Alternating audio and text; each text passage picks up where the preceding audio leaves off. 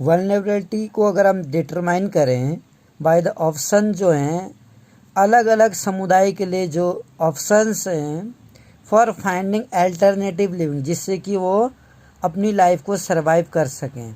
Alternative sources होनी चाहिए उनके पास, एसेट्स होनी चाहिए जैसे एजुकेशन है, हेल्थ है, जॉब अपॉर्चुनिटीज़ होनी चाहिए जिससे कि वो अपनी लाइफ को सर्वाइव कर सके। जैसे बहुत सारी विडो लेडी हैं या बहुत सारे हैंडीकैप्स हैं, उनको उतनी अपॉर्चुनिटीज़ नहीं मिलती है, तो उनके पास एक अल्टरनेटिव ऑप्शंस होने चाहिए जिससे वो अपनी लाइफ को सर्वाइव कर सकें। Further it is analysis on the basis of greater risk, जो रिस्क होते हैं लाइफ में, this group fact at the time of natural disasters, प्राकृतिक आपदा के समय जो एक स्पेशल कम्युनिटीज़ होती हैं या एक ह्यूमैनिटी के लिए क्या मीजर अपनाए जाते हैं, जैसे कि अर्थक्वेक है, सुनामी है, टेररिज्म है, आतंकवाद आ जाता है, कभी अर्थक्वेक है। Additional analysis measure of the social and economic ability to handle this risk. In fact vulnerability describe the greater probability of being more adversely affected than other people when bad time come।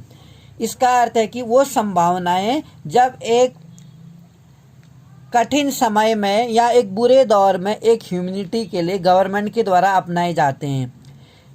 Natural disasters के time, natural calamities के time government के द्वारा किसी special community के लिए या एक human beings के लिए क्या मेजरमेंट अपनाए जाते हैं, क्या तरीके अपनाए जाते हैं, कैसे उनकी एजुकेशन फैसिलिटी सुधारी जाती है, कैसे उनको हेल्थ सेक्टर्स में उनको अरेंजमेंट कराए जाते हैं। एवरीडे वेदर, फ्लूड और एन अर्थक्वेक और simply fall in the availability of job. A flood है और एन अर्थक्वेक जो है और an supply a fall in availability of job.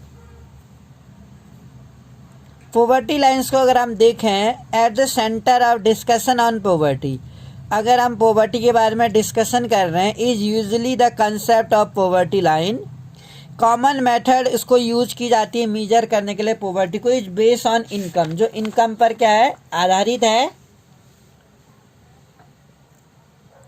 Consumption level पर, जिस अकॉर्डिंग हमारी इनकम होगी हम वैसे ही कंज्यूम करेंगे, हमारा लिविंग स्टैंडर्ड सुधरेगा। A person is considered poor, एक मनुष्य को पुअर कब कहा जाता है, इफ हिज और हर इनकम और कंजप्शन लेवल फॉल, यदि वो और उसका जो इनकम है, इनकम लेवल है, कंजप्शन लेवल फॉल हो जाता है मिनिमम लेवल से, अगर नीचे है तो। Necessary to fulfil basic needs, जो उसकी आवश्यकताएं हैं। What is necessary to satisfy basic needs, अपनी बेसिक मूलभूत आवश्यकताओं के लिए क्या ज़रूरी है। डिफरेंट एट डिफरेंट टाइम, अलग अलग समय के लिए अलग अलग चीज़ें हमारे लिए ज़रूरी हैं। एंड इन डिफरेंट कंट्रीज़ को देखें, देयरफॉर पॉवर्टी लाइन में वेरी, जो पॉवर्टी लाइन है वो वेरी अलग अलग हो सकती है टाइम और प्लेस के अकॉर्डिंग, यानी कि गाँव में अलग पॉवर्टी लाइन होगी और सिटीज़ में, अर्बन सिटीज़ में अलग पॉवर्टी लाइन होगी। Each country use an imaginary line, her country एक इमेजिनरी काल्पनिक रेखा इमेजिन करता है, that is considered appropriate for its, जो एक माना जाता है अप्रोप्रिएट यानी उपयुक्त माना जाता है, फॉर इट एग्जिस्टिंग लेवल पर, जो एक विकास के लिए ज़रूरी है। इट इज़ एक्सेप्टेड, ये माना जाता है कि मिनिमम जो सोशल नॉर्म्स हैं हमारे, एग्जाम्पल के तौर पर अगर हम लें, a person not having a car, अगर हम पॉवर्टी लाइंस को देखें, अमेरिका में गरीब वो है जिसके पास कार नहीं है, तो वो गरीब माना जाएगा if he has not a car. India में owing a car is still considered luxury, Bharat में कार ओन करना आज भी एक लग्जरियस थिंग है, यानी रिच लोग ही अफोर्ड करते हैं और रिच लोगों की यूज की भी है। एक पुअर पीपल्स के लिए मुझे नहीं लगता कि एक कार कोई एक यूजफुल चीज़ है, उसके लिए वो यूजलेस है, वो लग्जरियस चीज़ है। While determining the poverty line, यदि हम पॉवर्टी लाइन्स को डिटरमाइन करें, इन इंडिया में मिनिमम लेवल ऑफ फूड, कम से कम एक मिनिमम न्यूनतम भोजन की जो लेवल है, रिक्वायरमेंट, कपड़े की, फुटवेयर की, फ्यूल उसे अवेलेबल होना चाहिए, लाइट उसे मिलनी चाहिए, एजुकेशनल और मैजिक, यानी कि ऑल जो बेसिक नीड्स हैं जैसे फूड है, क्लोथ है, शेल्टर है, एजुकेशन है, हेल्थ है, लाइट है, वाटर है, ट्रांसपोर्टेशन है, ये चीज़ें ज़रूरी मानी जाएंगी उसके लिए। दिस फिजिकल जो क्वांटिटीज है are multiplied by the price in rupees. ये जो फिजिकल क्वांटिटी है इसको प्राइस रुपीज़ में हम कंपेयर करते हैं। द प्रेजेंट फार्मूला अगर हम देखें फॉर फूड रिक्वायरमेंट का, while estimating the poverty line is based on the desired calorie। जो poverty line है किस में बेस की जाती है, कैलोरी रिक्वायरमेंट में। Food item such as cereal, जो फूड आइटम है जैसे कि सीरियल्स है, अनाज हैं, पल्स दालें हैं, सब्जियां हैं, मिल्क है, ऑयल है, शुगर है, etcetera, together provide these needed calorie. ये सभी चीज़ें क्या करती है, ह्यूमन बींग्स को या एक बच्चों को कैलोरी प्रोवाइड करती है, क्योंकि फूड को हम कैलोरी में मेजर करते हैं। The calorie need very depending on, जो कैलोरी है वो एज के अकॉर्डिंग अलग अलग हो सकती है, यानी छोटे बच्चे को, फिर बड़े को, और फिर ओल्ड पर्सन को, एज के अकॉर्डिंग अलग, एज और सेक्स के according, and the type of work, और काम के अकॉर्डिंग। जैसे गाँव में लोग ज़्यादा काम करते हैं, शहरों में लोग कम काम करते हैं, तो गांव में ज़्यादा कैलोरी चाहिए और शहर वालों को कम कैलोरी चाहिए, वो गाड़ी में ट्रैवल करते हैं। The accepted average calorie requirement की अगर हम बात करें इन इंडिया में इज 2400 कैलोरी। अगर हम एवरेज कैलोरी की बात करें इंडिया में 2400 कैलोरी हमें पर पर्सन चाहिए per day in rural areas में। वहीं अगर हम शहर की बात करें 2100 कैलोरी पर पर्सन पर डे में हमें चाहिए अर्बन एरियाज में, यानी कि शहरों में। गांव में हमें 2400 कैलोरी चाहिए और वहीं शहरों में हमें 21। शहरों में काम इसलिए चाहिए क्योंकि लोगों को ज़्यादा हार्ड वर्क यानी फिजिकल वर्क नहीं करना पड़ता है, मेंटल वर्क लोग ज़्यादा करते हैं, वहाँ पे ऑफिस वर्क ज़्यादा करते हैं, फिर गाड़ियों में ट्रैवल करते हैं, उन्हें ज़्यादा चलना भी नहीं पड़ता, तो उनकी कैलोरी वेस्ट नहीं होती। जबकि गांव में फिजिकल वर्क एक मैनुअल लेबर ज़्यादा करते हैं वहाँ पर, इसलिए उनकी एनर्जी क्या होती है, वेस्ट होती है, इसलिए they require the high calorie in comparison to city area. Since people अगर हम बात करें लिविंग इन रूरल एरिया, जो गांव में रहते हैं, इंगेज दमसेल्फ, वो अपने आप को इंगेज रखते हैं फिजिकल वर्क में, इसलिए calorie requirement in rural area में ज़्यादा चाहिए। Are consider to be higher than urban areas. The monetary expenditure हम देखें अगर per capita needed for buying these calorie requirement in terms of food grain, ये जो मॉनिटरी अगर हम एक्सपेंडिचर देखें, जो खर्च होता है उनका पर कैपिटा का नीडेड फॉर, उनको इन कैलोरी रिक्वायरमेंट चीज़ों को खरीदने में उनका खर्चा होता है per capita in term of food grain के संदर्भ में, is revise periodically taking into consideration the rise in price. और धीरे धीरे हम देखते हैं कि जो प्राइजेज होता है वो कंसिडरेशन धीरे धीरे बढ़ता है। On the basis of these calculations के आधार पर अगर हम देखें फॉर द ईयर 2009 और 10 में the poverty line for a person के लिए जो पॉवर्टी लाइन अगर हम एस्टिमेट करेंगे 673 पर मंथ थी फॉर द रूरल एरियाज में, वहीं 860 फॉर द अर्बन एरियाज के लिए थी। डिस्पाइट लेस कैलोरी रिक्वायरमेंट के कारण the higher amount for urban areas के लिए हायर अमाउंट थी, has been fixed because of high price of many essential product, क्योंकि जो बहुत सारी ज़रूरी प्रोडक्ट थे उनके लिए हाई प्राइस फिक्स किए गए थे अर्बन एरियाज में।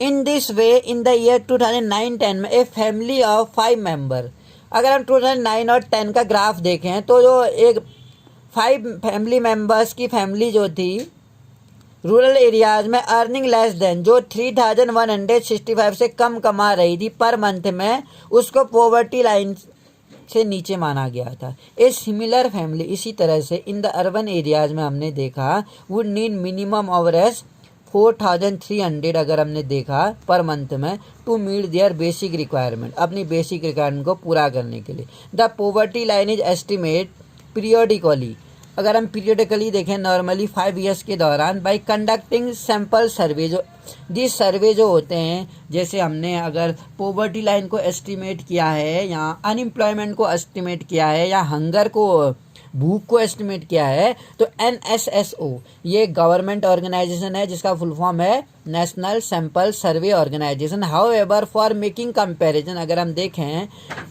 Between developing country, many international organisation जो है जैसे कि वर्ल्ड बैंक एक यूनिफॉर्म स्टैंडर्ड मापता है पॉवर्टी लाइन के लिए, मिनिमम अवेलेबिलिटी ऑफ इक्विवेलेंट। वो कहता है $1 पर्सन पर डे होना चाहिए। अगर आपके पास $1 आप अर्निंग कर रहे हैं per day, then you are not a poor. अब हम देखते हैं पॉवर्टी एस्टिमेट को। अगर हम देखें, इट इज़ क्लियर, हम देखते हैं फ्रॉम द टेबल से that there is sustainable declinable, तेजी से एक डिक्लाइनिंग रेशियो देख रहे हैं पॉवर्टी का इन इंडिया में फ्रॉम अबाउट 55% इन 1973। 1973 में हमने 55% देखा था, टू 30% हो गया था 2009 में। द प्रोपोर्शन ऑफ पीपल, जो प्रोपोर्शन था पीपल्स का बिलो पॉवर्टी लाइन से नीचे, फर्दर केम डाउन, वो नीचे आ गया अबाउट 26%, 26% आ गया था वो।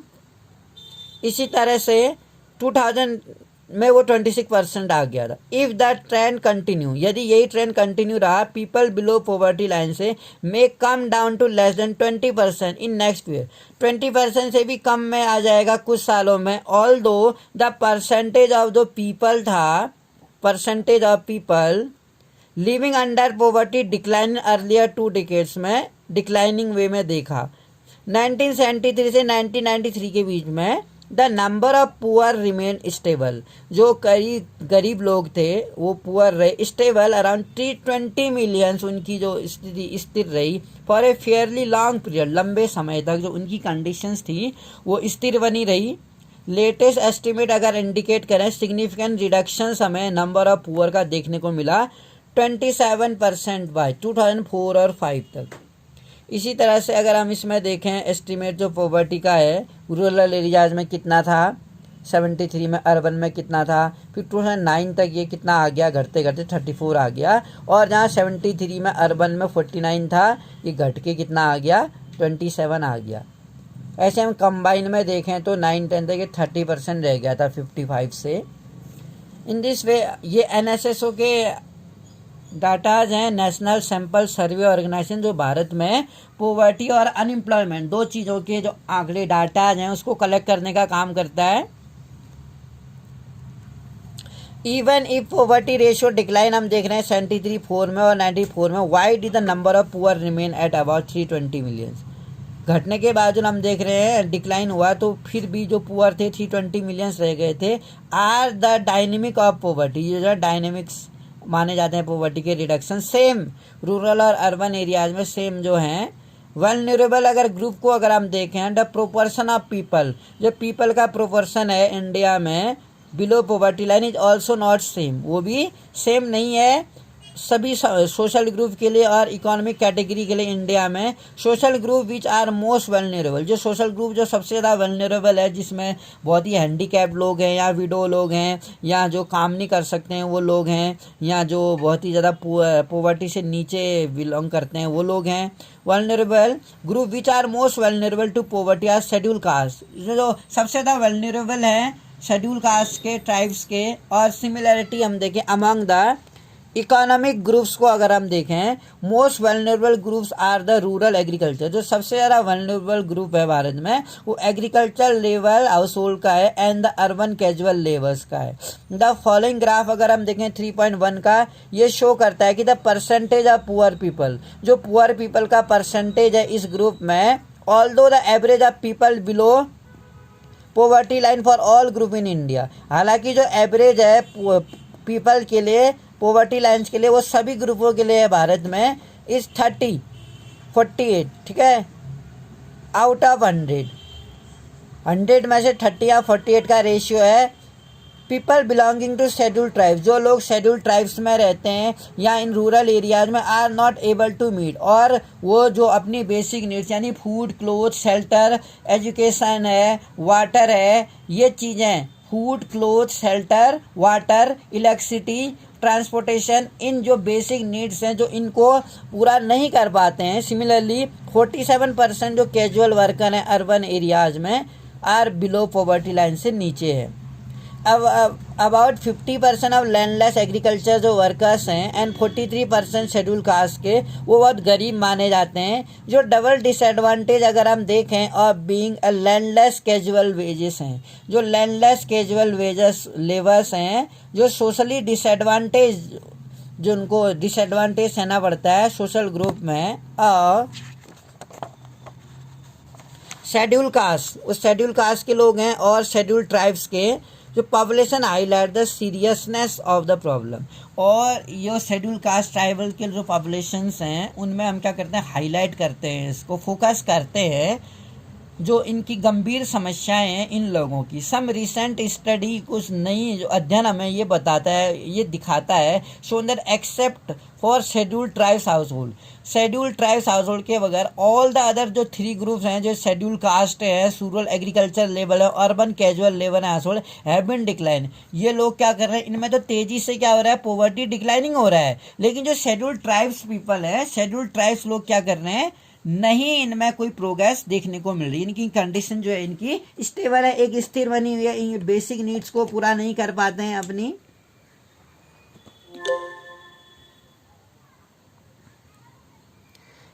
Apart from the social groups की अगर हम बात करें, there is also inequality.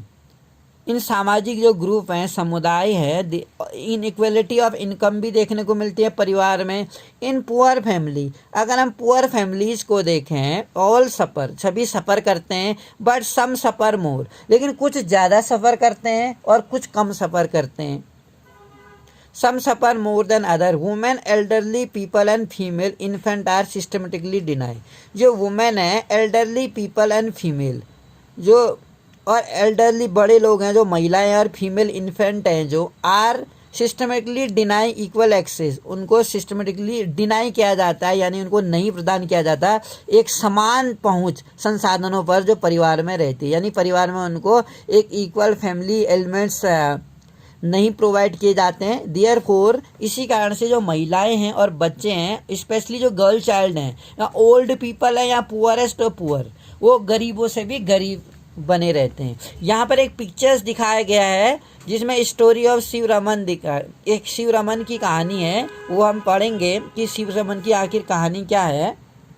Shiv Raman lives in small village. Shivaraman एक छोटे से गांव में रहता है, नियर करूर टाउन, तमिलनाडु का एक करूर शहर है, वहाँ रहता है। करूर इज़ फेमस, करूर काफ़ी फेमस है फॉर इट्स हैंडलूम, अपने हैंडलूम जहाँ हाथ से बने हुए इस तरह के क्लोथ बनते हैं, और पावरलूम फैब्रिक्स के लिए। देयर आर 100 फैमिली, वहाँ कितने परिवार हैं, 100 परिवार हैं। शिव रमन एंड एक आर्यून थेथियर है, इसका मतलब वो कॉबलर है, एक बाई कास्ट जाति से वो एक कॉबलर है। नाउ वर्क इन, अब वो एग्रीकल्चर लेबर के रूप में काम करता है, जहाँ उसे 50 रुपये पर डे मिलता है। But their is only for 5 to 6 month, लेकिन ऐसा शिव रमन के लिए केवल 5 to 6 मंथ ही हो पाता है। एट अदर टाइम, अन्य समय में ही डज ऑड जॉब, वो ऑड जॉब करता है इन द टाउन में। हिज वाइफ शशिकला, उसकी वाइफ जो शशिकला है, टू वर्क, वो भी काम करती है खेतों में इसके साथ। But she can rarely find work these days, लेकिन उसको अभी रेयरली, मुश्किल से ही इन दिनों काम मिलता है। And even if she does, अगर उसे मिलता भी है, सी इज पेड रेस्ट 25, उसे केवल 25 पर डे ही मिलता है सेम वर्क के लिए, जैसा कि शिवरामन करता है। शिवरामन को 50 मिलता है तो उसकी वाइफ को उसका हाफ मिलता है। There are 8 member in the family, 8 member हैं फैमिली में। Shivaraman 65 year old widow mother, Shivaraman की 65 ईयर ओल्ड की मम्मी है, वो बहुत बीमार है।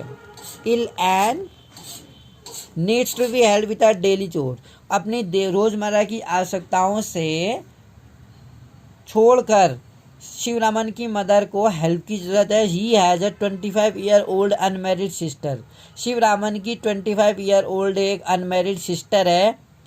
एंड 4 चिल्ड्रन, और उसके 4 बच्चे हैं, एक मम्मी है और 4 बच्चे हैं और एक अनमैरिड सिस्टर है। 3 ऑफ देम आर गर्ल्स, जो शिवरामन के 4 बच्चे हैं वो 1 ईयर से 16 ईयर्स के हैं, उनमें से 3 तो गर्ल्स हैं और यंगेस्ट सबसे जो छोटा है वो है बेटा है। None of the girls go to school, कोई भी उसकी लड़की शिवरामन की स्कूल नहीं जाती है। बाइंग बुक्स, किताबों खरीदना, एंड अदर थिंग्स, और अदर चीज़ें खरीदना स्कूल गोइंग गर्ल्स के लिए लग्जरी है, जो वो एफर्ट नहीं कर सकता, वो एडजस्ट नहीं कर सकता इतना कॉस्टली कि अपनी वो तीनों डॉटर को स्कूल भेजे। He has to get them married, उसे क्या करना है, अपनी बेटे की शादी करनी है at some point of time, so he does not want to spend, इसलिए वो अपनी बेटियों के एजुकेशन पर खर्च नहीं करना चाहता। His mother has lost interest in life, उसकी मम्मी जो है वो लाइफ पे इंटरेस्ट खो चुकी है, and is just waiting to die. His sister and elder daughter, उसकी जो बहन है और एल्डर डॉटर है, बड़ी बेटी, टेक केयर, वो घर की देखभाल करते हैं। Shivaraman plans to send his son to school, Shivaraman अपने बेटे को स्कूल भेजने का योजना बनाता है। When he comes of age, जब वो इस उम्र में हो जाएगा, इस उम्र स्कूल जाने वाली एज का हो जाएगा, तो उसे लगता है कि उसे अपने बेटे को स्कूल भेजना पड़ेगा। His unmarried sister does not get along with his wife, उसकी जो अनमेरिड सिस्टर है does not get along with his, अपने वाइफ के शिवरामन की वाइफ के साथ नहीं रहती है वो। Shashikala finds her a burden, Shashikala पाती है कि वो बर्डन उसको एक बोझ की तरह ट्रीट करती है। बट शिवरामन, शशिकला उसकी वाइफ उसे एक बर्डन समझती है। But Shivaraman can't find a suitable groom, Shivaraman अपनी बहन के लिए एक सूटेबल ग्रूम, दूल्हा नहीं तलाश कर पा रहा है क्योंकि due to lack of money, उसके पास पैसे नहीं हैं। Although the family has difficulty, हालांकि फैमिली के पास काफ़ी परेशानियां हैं।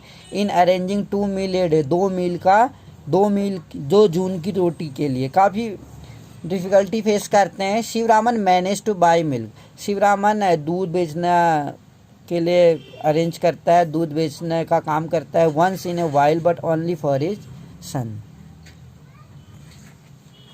शिवरामन मैनेज करता है बाई मिल्क, यानी कि वो दूध खरीदता है वंस, एक बार, once in a while, because उसके छोटे बेटे के लिए उसे दूध की ज़रूरत है। ऑब्जर्व, अगर हम करें some of the poor family around you and try to find the following, अगर हम पुअर फैमिलीज को देखें अपने चारों ओर, if you see some poor family where we live, then what things we notice, which social and economic group, किस सामाजिक और आर्थिक ग्रुप से वो बिलोंग करते हैं, यानी कि उनका जो सोशल किस कम्युनिटी से वो बिलोंग करते हैं, आइदर वो शेड्यूल ट्राइब्स हैं, शेड्यूल कास्ट हैं, या अदर बैकवर्ड कास्ट हैं, वो क्या हैं, और उनका इकोनॉमिक ग्रुप कैसा है, उनके पास जो अर्निंग के सोर्सेस हैं वो क्या हैं, वो कैसे गैदर करते हैं फूड को, क्लोथ को या शेल्टर को, आइदर उनके पास पक्के मकान है नहीं है, who are the earning member in the family, और ये भी देखना पड़ेगा कि फैमिली में आखिर कौन अर्निंग मेंबर है उनमें। What is the condition of old people, old people की कंडीशन क्या है परिवार में। Are all the children attending school, old people की कंडीशंस के साथ हमें ये देखना पड़ेगा कि क्या परिवार में सभी बच्चे स्कूल जाते हैं, और क्या उन्हें जो न्यूट्रिशनल फूड है वो अवेलेबल है, और क्या कभी अगर वो बीमार पड़ जाते हैं तो उनको हेल्थ फैसिलिटी, हेल्थ ट्रीटमेंट उनको अवेलेबल है। बेसिकली हमने कहानी में पढ़ा था कि जो साबुन और तेल है एक फैमिली के लिए लग्जूरियस थिंग्स है, यहाँ फैमिली में नए जूते आना, नए कपड़े आना एक लग्जूरियस थिंग्स माना जाता रहा है, जो पोवर्टी में फेस करते हैं अपनी लाइफ को।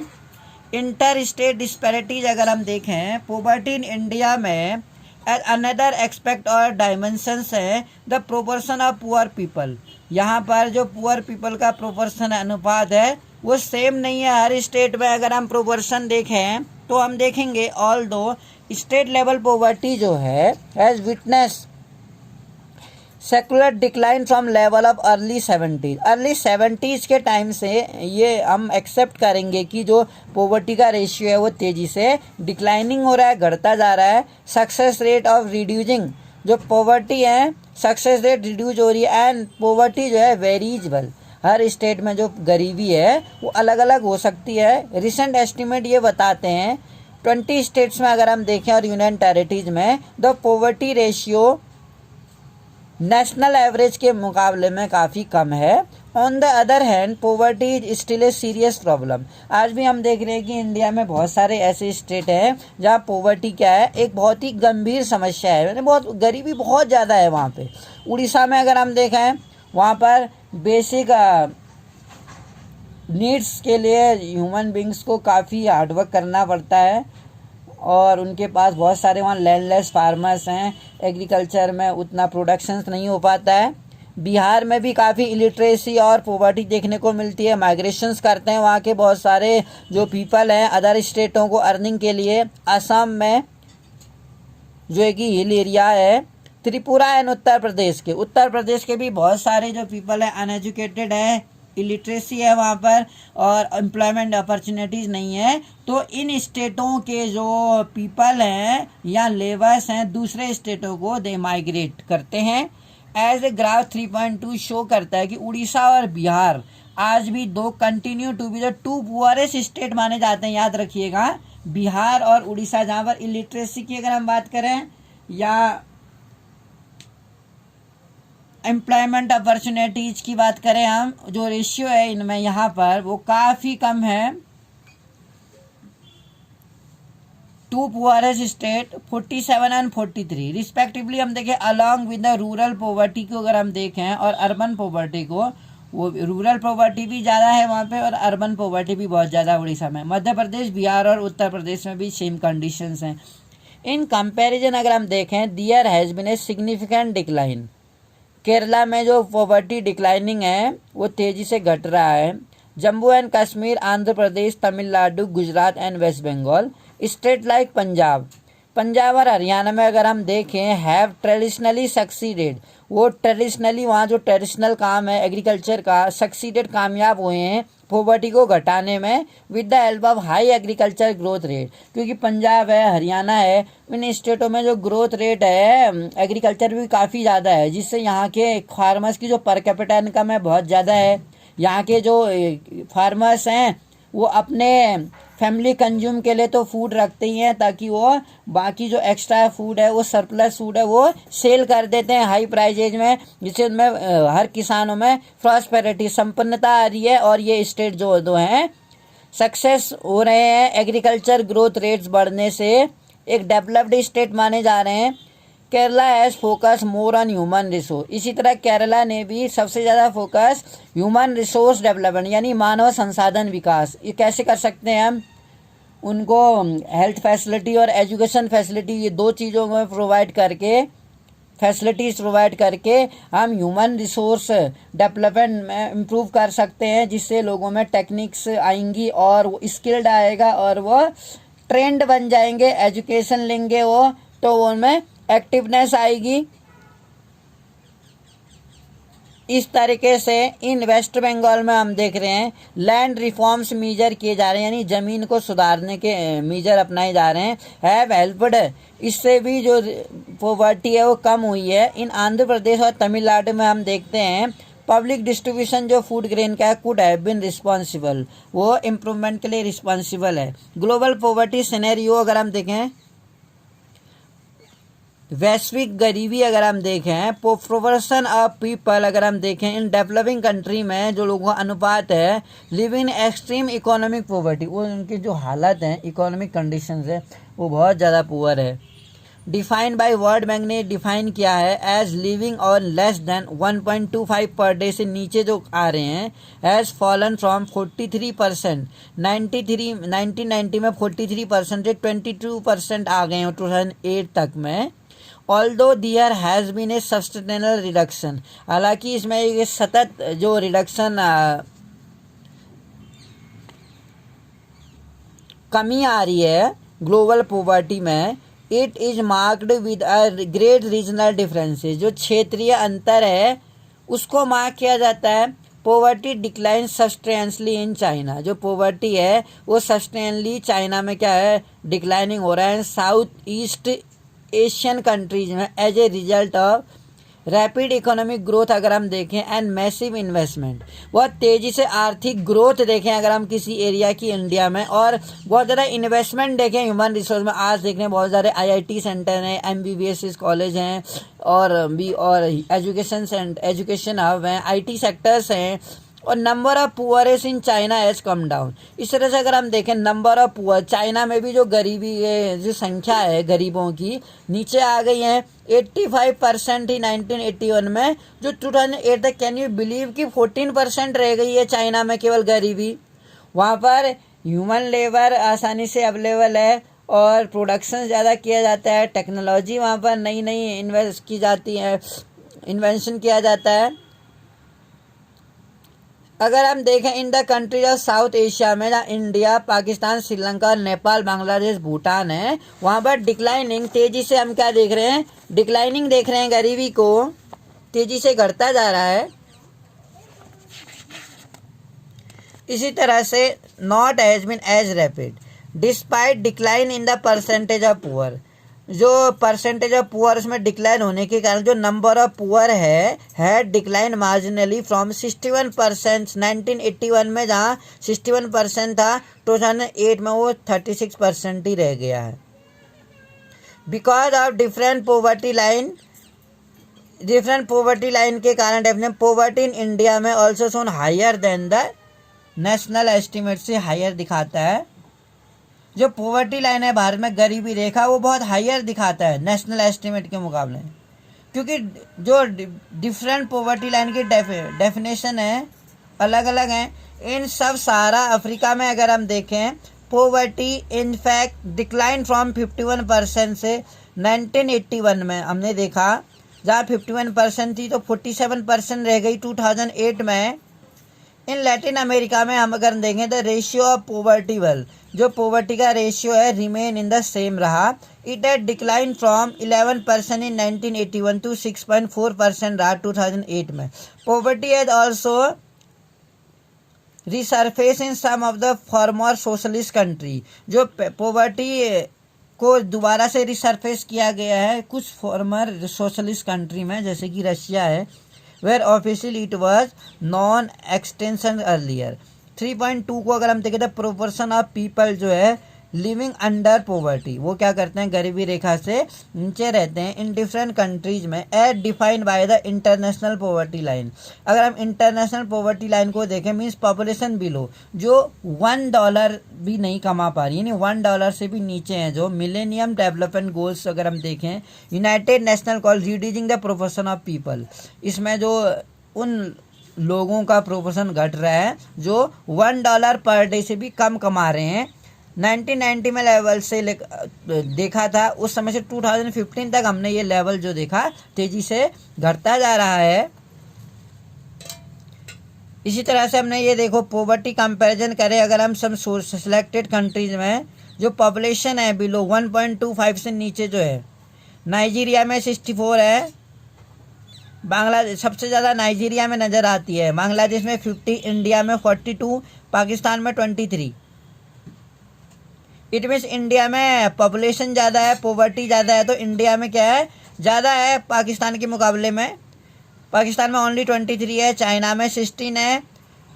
चाइना का जैसा हमने पढ़ा था तेज़ी से घटती जा रही है वहाँ पोवर्टी। ब्राज़ील में 4% है, इंडोनेशिया में 19 और श्रीलंका में 7% देखने को मिल रहा है हमें। इन द सेम वे अगर हम कॉज ऑफ पोवर्टी देखें कि इंडिया में आखिर इतनी पोवर्टी क्यों है, एक तो इलिटरेसी इसका कारण हो सकता है, अनएम्प्लॉयमेंट इसका कारण हो सकता है, पुअर हेल्थ इसका कारण हो सकता है। There were a number of cause, ऐसे कई सारे कारण हैं वाइड स्प्रेड पोवर्टी भारत में, जो चारों ओर हम जो गरीबी देखते हैं। वन हिस्टोरिकल रीजन, एक ऐतिहासिक कारण इसके पीछे जो है, जो इकोनॉमिक डेवलपमेंट है वो कम हुआ। जब ब्रिटिश कॉलोनियाँ यहाँ पर, ब्रिटिश यहाँ पर आए, उन्होंने एडमिनिस्ट्रेशन यहाँ पर किया, उस समय जो डेवलपमेंट था रूरल सेक्टर्स का या कम्युनिटीज़ का, वो कम किया गया।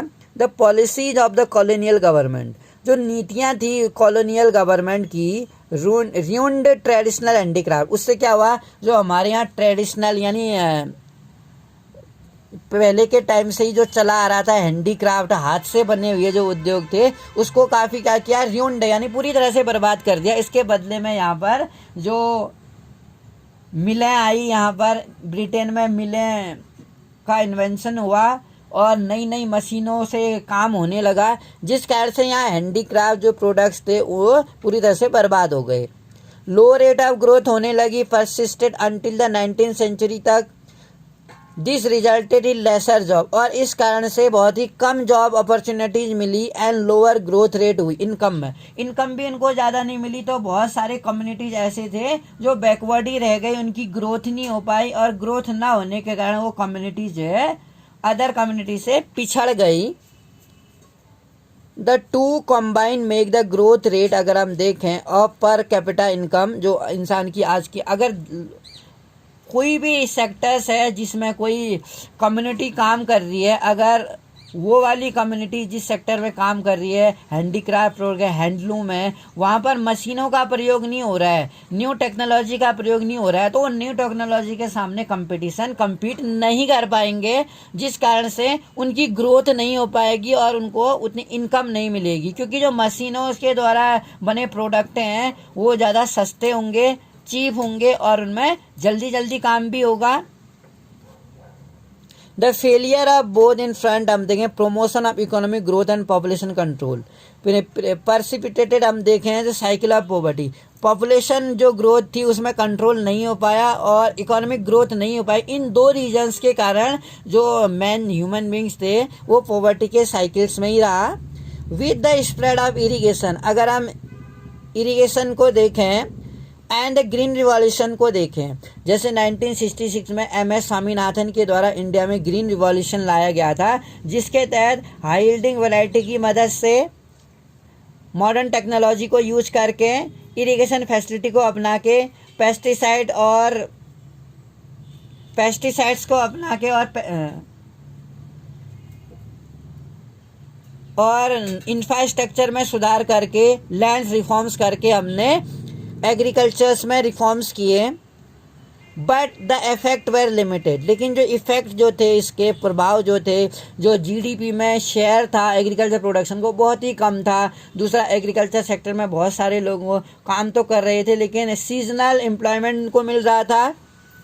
सम पार्ट ऑफ इंडिया में इंडस्ट्रीज अगर हम देखें, जो उद्योग थे in the public and private sector में डिड प्रोवाइड सम जॉब्स, उन्होंने कुछ जॉब्स इसमें प्रोवाइड किए, but these were not enough, लेकिन ये भी कहते हैं पर्याप्त नहीं थे to absorb all the job seeker, जो बहुत ज़्यादा जॉब तलाश करने वाले लोग थे उन सभी को, जॉब सीकर्स को जॉब अपॉर्चुनिटीज नहीं मिल पाई equally.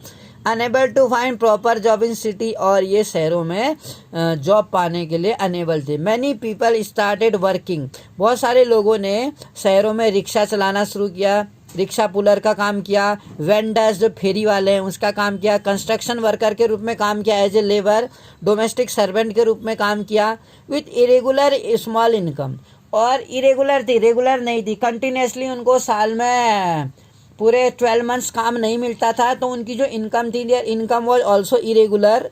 These people could not afford expensive housing, तो इसलिए वो एक्सपेंसिव हाउसिंग रेंट अफोर्ड नहीं कर पाते थे। दे स्टार्टेड लिविंग, तो एक्सपेंसिव जब घरों में वो रेंट में नहीं रहते थे तो वो कहाँ रहने लगे, स्लम्स एरिया में रहने लगे, जो शहर से बाहर था, आउटस्कर्ट्स ऑफ द सिटी था। एंड प्रॉब्लम ऑफ पॉवर्टी, जो पॉवर्टी की प्रॉब्लम्स थी, जैसे वहाँ पर प्रॉपर सैनिटेशन फैसिलिटी नहीं थी, हाइजीनिक एरिया नहीं था वो, और इम्प्योर वाटर था वहाँ पर, इलेक्ट्रिसिटी फैसिलिटीज़ नहीं थी, और अदर जो बेसिक नीड्स हैं, हेल्थ फैसिलिटी है, एजुकेशन फैसिलिटी है, इनसे तो वो काफ़ी क्या थे, दूर थे, और इस तरह से उनकी जो कंडीशंस थी वो पुअर बनी रही। जो लार्जली रूरल फिनोमिना अगर हम देखें also become the features of urban sectors में। अनदर फीचर जो था ऑफ हाईली पॉवर्टी रेट्स, जो अगर हम देखें as been the huge income, वो हम ह्यूज इनकम देखते हैं इक्वलिटी को, जो पर्सन की इनकम जो थी वो जिस पर्सन्स की जो स्किल थी उसके अकॉर्डिंग इनकम भी इनकी अलग अलग थी। One of the major reason इसके लिए था कि अनइक्वल डिस्ट्रीब्यूशन ऑफ लैंड था। जो लैंड था, किसी के पास तो बहुत ज़्यादा लैंड होल्डर्स थे, बहुत ज़्यादा ज़मीन थी उनके पास, और बहुत सारे लोगों के पास भूमि नहीं थी। And other sources despite many policy का we have not been able to tackle, हम क्या है टैकल करने के लिए एबल नहीं थे, to issue in the meaningful manner में, इसको हम टैकल नहीं कर पाए, सॉल्व नहीं कर, कई पॉलिसी होने के बावजूद एक पॉलिसीज थी लैंड्स रिफॉर्म्स को लेकर, जिसमें लैंडलेस रूरल लेबर्स को लैंड प्रोवाइड करना था, और फार्मर्स को सब्सिडी प्रोवाइड करनी थी, और मॉडर्न टेक्नोलॉजी से इंट्रोड्यूस कराना था।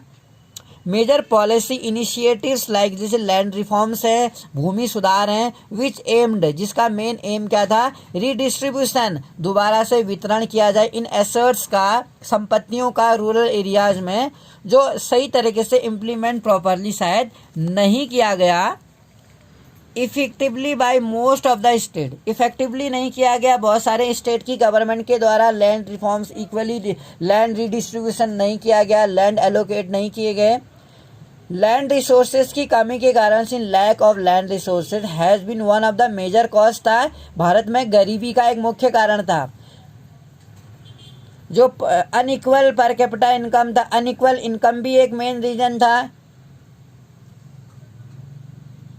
प्रॉपर इम्प्लीमेंटेशंस नहीं किए गए पॉलिसीज के लिए, could have improve the life of million, जिससे कि जो मिलियंस गांव में रहने वाले गरीब लोग हैं उनकी लाइफ में इम्प्रूवमेंट आता। ऐसे कोई मेजर कॉजेज, ऐसे कोई पॉलिसीज नहीं बनाई गई गरीबों के लिए भारत में, जो प्रॉपर इम्प्लीमेंटेशंस लागू होता है इन पर, गरीब जो पॉलिसी जो एक नियम है, नीतियां हैं, वो नीतियां नहीं बन पाई हैं, नीतियां लागू नहीं हुई गरीब लोगों के लिए, जिनसे इनकी गरीबी कंडीशन में सुधार नहीं आया। मैनी अदर हम सोशल, कल्चरल और इकोनॉमिक फैक्टर्स देखें also are responsible for poverty, ये भी गरीबों के लिए एक रिस्पॉन्सिबल है in order to fulfil social जो obligations and observe religious ceremonies हैं, जो धार्मिक तत्व हैं, पीपल इन इंडिया में इंक्लूडिंग बहुत पुअर माने जाते हैं, spend a lot of money, जैसे हम देखते हैं कि यहाँ पर जो धार्मिक संस्कार वगैरह हैं, क्रिमोनीज हैं, जो रीति रिवाज हम कह सकते हैं या धार्मिक संस्कार हम कह सकते हैं, इंक्लूडिंग जो बहुत पुअर, इसके कारण वो लोग बहुत, जैसे कोई पूजा हो गई या शादी वगैरह हो गई या नामकरण संस्कार हो गया, इन चीज़ों पर लोग क्या करते हैं, बहुत ज़्यादा पैसा खर्च करते हैं, spend lot of money, bank से लोन लेकर भी खर्चा करते हैं शादी के टाइम पर या नामकरण के टाइम पर या नामकरण संस्कार में, उस टाइम पर the people invest lot of money, इस कारण से भी लोग गरीब रह जाते हैं। स्मॉल फार्मर नीड मनी, और जो गरीब किसान हैं, अनएजुकेटेड है, उनको ज़्यादा पैसा चाहिए होता है, इस need of money to buy agriculture inputs खरीदने, जैसे हाई यील्डिंग वैरायटी सीड्स खरीदने के लिए, या पेस्टिसाइड इंसेक्टिसाइड खरीदने के लिए, फर्टिलाइज़र खरीदने के लिए, या एग्रीकल्चर टूल्स खरीदने के लिए, ट्रैक्टर्स खरीदने के लिए, उनको छोटी छोटी जरूरत, पेस्टिसाइड खरीदने के लिए, और जो कहते होते हैं, ये जो होती हैं केमिकल वगैरह होते हैं, वो बहुत ज़्यादा महंगे होते हैं, सिंस पुअर पीपल हार्डली, और जैसा कि गरीब आदमी के पास शायद ही कोई सेविंग होती है, दे बोरो, वो क्या करते हैं, बोरो करते हैं, और अनेबल टू रिपे, और जब वो उधार लेते हैं साहूकार, लैंडलॉर्ड लोगों से, मनी लेंडर्स लोगों से, गांव में या रिच लोगों से, और when they take the loan and जब उनको उतना प्रोडक्शंस नहीं होता है ज़मीन पर, तो वो अनेबल टू रिपे, चुका नहीं पाते हैं लोन को, दे हाई लेवल ऑफ इनडेप्टनेस, यानी बहुत हाई लेवल, ऊंचे उसमें हाई लेवल के उसमें कर्ज में डूब जाते हैं। इस बोथ कॉज, ये एक मुख्य कारण है, और एक गरीबी का प्रभाव, जो गरीबी के जाल से, वेब ऑफ पॉवर्टी से कभी भी अपने आप को निकाल नहीं पाते, और जो जिनकी कंडीशन है वो गरीब बनी रहती है। एंटी पॉवर्टी मेजर्स अगर हम दें, गैर जो गरीबी उन्मूलन प्रोग्राम अगर हम कहें, हमें क्या करना चाहिए इसके लिए, रिमूवल ऑफ पॉवर्टी, गरीबी को दूर करने के लिए has been one of the major objective अपनाना चाहिए इंडियन डेवलपमेंट के लिए strategy. The current anti poverty strategy जो है गवर्नमेंट की, वो 2 प्लैंक्स पर है। प्रमोशन ऑफ इकोनॉमिक ग्रोथ, एक इकोनॉमिक ग्रोथ की जाए, हर सेक्टर जो बैकवर्ड है एरियाज है वहाँ इकोनॉमिक ग्रोथ अपनाई जाए, वहाँ ट्रांसपोर्टेशन, टेलीकम्युनिकेशन या एग्रीकल्चर इक्विपमेंट्स लगाए जाएं, और छोटी छोटी इंडस्ट्रियाँ वहाँ इस्टेब्लिश की जाएं, स्किल्ड लोग वहाँ भेजे जाएं, जैसे कि ट्रेंड और अनट्रेंड दोनों तरह के लोगों को वहाँ पर जॉब अपॉर्चुनिटी जो मिलेंगी। एंड एंटी पॉवर्टी प्रोग्राम, गरीबी जो एंटी पॉवर्टी है उनको टारगेट कर स्कीम बनाई जाए ओवर ए पीरियड 30 ईयर्स। अगर हम देखें lasting up too early 80s में, ये were little per capita income growth, जो पर कैपिटा इनकम की ग्रोथ थी, लोगों की इनकम बहुत कम थी, नॉट मच रिडक्शन, और इससे गरीबी ज़्यादा रिड्यूस नहीं हुई। ऑफिशियल पॉवर्टी अगर हम देखें एस्टिमेट विच वेर अबाउट 45% थी इन द अर्ली 1950 में, remain the same even in early 80s में। सिंस द 80s अगर हम देखें इंडिया की इकोनॉमिक जो ग्रोथ है has been one of the fastest, वो तेज़ी से बढ़ने वाली आर्थिक ग्रोथ मानी गई है। द ग्रोथ रेट अगर हम देखें जंप्ड, वो एक उछाल मारा है इसने एवरेज अबाउट 3.5% से ईयर 1970 से 6% जो होती 1980 से 1990 के बीच में।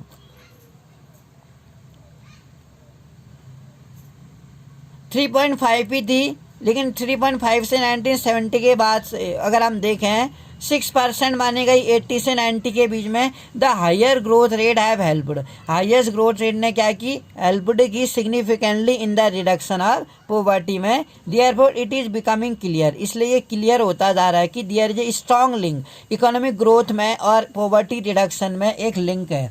जैसे जैसे एक पर्सन की इकोनॉमिक ग्रोथ होगी उसकी पर कैपिटा इनकम बढ़ेगी, उसका लिविंग स्टैंडर्ड बढ़ेगा, पॉवर्टी उसकी कम होती जाएगी। Economic growth widen opportunity, economic growth से ज़्यादा अपॉर्चुनिटीज मिलती हैं। Provide resources needed to invest in human development, इससे ह्यूमन का भी डेवलपमेंट होता है। जब उसका लिविंग स्टैंडर्ड सुधरेगा, वो अवेयर होगा अपनी हेल्थ के लिए और अपनी फूड के लिए, वो अपना क्या करेगा, वो बेटर लाइफ को सर्वाइव करेगा। इससे वो अपने बच्चों को अच्छे स्कूल में पढ़ा पाएगा, अपनी including girls child, specially girls childs को वो एजुकेशन दिला पाएगा। School in the hope of getting better economic return, school अगर हम देखें better economic return from investing in education, school एक ऐसा हम कह सकते हैं इस आशा के साथ, इन द होप, इस आशा के साथ वो स्कूल में डालेगा बच्चों को कि hope of getting better economic, इससे अच्छा फ्यूचर में क्या होगा, उसका एक इकोनॉमिक रिटर्न आएगा अगर वो एजुकेशन में इन्वेस्ट करता है। अगर वो if he is providing education to their children then definitely in future their children may become doctor और engineer and it may be and their life may be better. However, a poor may not be able to take direct advantage, हालांकि जो poor गरीब लोग होते हैं वो इससे direct advantage नहीं ले पाते हैं इस अपॉर्चुनिटी से क्रिएटेड बाय इकोनॉमिक ग्रोथ, उनकी इकोनॉमिक ग्रोथ ज़्यादा नहीं हो पाती है। Moreover growth in the agriculture sector, जहाँ तक कि जो ग्रोथ अगर हम एग्रीकल्चर सेक्टर की करें इज मच बिलो, जो एक्सपेक्टेशन है, जो उनकी आशाएं हैं कि एग्रीकल्चर में ज़्यादा इकोनॉमिक ग्रोथ होगी, वो एक्सपेक्टेशन से क्या होती हैं, बिलो ही होती हैं, नीचे होती हैं। This has a direct bearing on poverty, और इस कारण से उनकी जो पॉवर्टी पुअर कंडीशन है वो गरीब बनी रहती है। Large number of poor people, इसमें जो बहुत ज़्यादा संख्या है जो गरीब लोगों की वो गाँव में रहती है और एग्रीकल्चर पर डिपेंड रहती है, और एग्रीकल्चर में इम्प्रूव के लिए उनके पास उतना सेविंग नहीं होता है कि वो एग्रीकल्चर इक्विपमेंट खरीद सकें। इसके लिए फिर कई बार सेविंग ना होने के कारण उनकी इकोनॉमिक ग्रोथ नहीं होती है, तो वो गरीबी बने रहते हैं, वो इसके चक्र से कभी बाहर नहीं आ पाते हैं। इन दिस सर्कमस्टेंसेस, इन परिस्थितियों में हम देखते हैं there is a clear need for targeted anti poverty, एक क्लियर नीड्स हम देखते हैं टारगेट जो है एंटी पॉवर्टी प्रोग्राम का। Although there are so many scheme, हालांकि ये कई सारी स्कीम्स हैं which are formulated to affect poverty, जो एक पॉवर्टी को डायरेक्ट अफेक्ट करते हैं डायरेक्टली और indirectly. Some of them are worth mentioning, जिसमें एक है national rural employment guarantee act, यानी आज अब इसका नाम 2009 से Mahatma Gandhi national rural guarantee act कर दिया। 2005 में सितंबर 2005 में ये पास हुआ था गवर्नमेंट के द्वारा। इस एक्ट में 100 डेज की एम्प्लॉयमेंट प्रोवाइड की जाती है गरीब लोगों को, जो गरीब लोग हैं गांव में, लैंडलेस लोग हैं, उन लोगों को मनरेगा के तहत एम्प्लॉयमेंट प्रोवाइड की जाती है, जिसमें गांव में पौधे लगाना, सड़क बनाना, पुल बनाना, प्लांटेशंस करना, नालियां बनाना, इस तरह के काम कराए जाते हैं। दिस एक्ट प्रोवाइड, इस एक्ट में 100 डेज का एम्प्लॉयमेंट प्रोवाइड किया जाता है हर ईयर रूरल हाउस होल्ड को। और एक बात, इसमें 1/3 जो सीटें होती हैं, जितनी सीटें आती हैं गांव के पॉपुलेशन के बेसिस पर, 1/3 सीटें वुमेन्स के लिए रिजर्व होती हैं।